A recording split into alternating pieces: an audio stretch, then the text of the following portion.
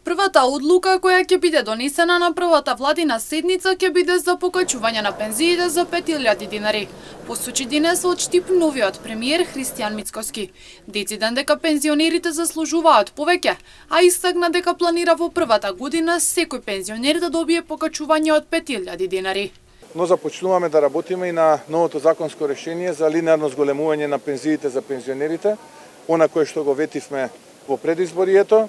Во првата година да имаме линеарно зголемување за секој еден пензионер од 5000 денари на нивната пензија, така што започнуваме со министерот за социјална политика, демографија и млади, господин Фатмир Лимани, со министерката за финансии Гордана Димитриевска Кочовска, во текот на утрешниот или денот потоа веќе ќе имаме еден работен состанок кај мене, така да почнуваме да го драфтираме и овој закон кој што набрзо ќе се најде во парламентот.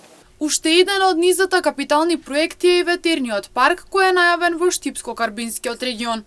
Веќе утре ќе биде објавен проектот и ќе биде познат инвеститорот на инвестицијата вредна од 400 до 450 милиони евра. Да, тоа е проект кој што утре ќе го објавиме, тоа е ветерен парк кој што ќе биде изграден на тромеѓието помеѓу трите општини Карбинци, Штип и Радовиш, ветерен парк кој што ќе има вредност на самата инвестиција помеѓу 400 и 450 милиони евра.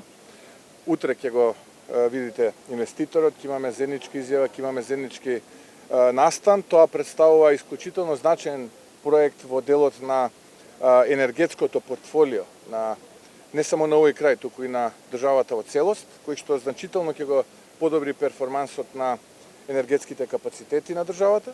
И она кое што е значајно, за овој немаме специјален закон, немаме загарантиран откуп, немаме загарантирана цена, туку едноставно имаме инвеститор кој што ќе инвестира помеѓу 400 и 450 милиони евра, кој што производот ќе го пласира на слободниот пазар. Мицкоски додава дека овој проект за граѓаните и за бруто домашниот пазар ќе донесе дополнителни 100 милиони евра годишно, ништо кое што досега недостасувало. Ова значи дека за прв пат македонскиот ветер ќе донесе нови 100 милиони евра во бруто домашниот производ.